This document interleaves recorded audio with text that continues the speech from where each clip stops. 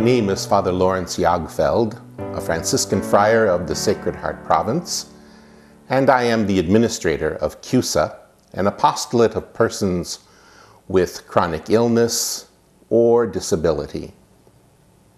The scripture readings for the 11th Sunday of Ordinary Time, the B cycle of the lectionary for Mass, are filled with all sorts of botanical or agricultural images.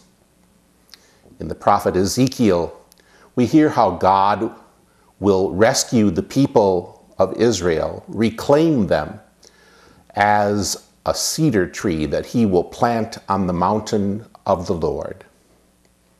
Psalm 92 compares the just to palm trees and flourishing cedars of Lebanon.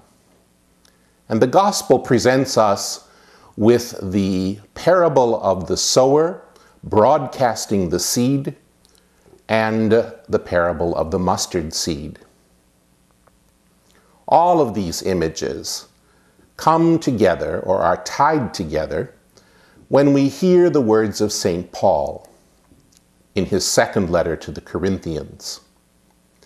Paul was up against a faction which was trying to convince the people that Paul was not a fit disciple.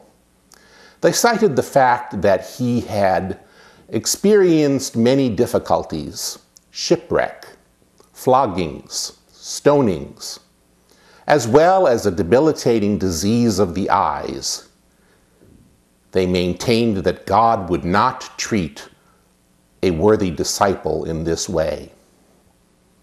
St. Paul refutes their argument in these words: "We must all appear before the judgment seat of Christ, so that each may receive recompense according to what he did in the body, whether good or evil."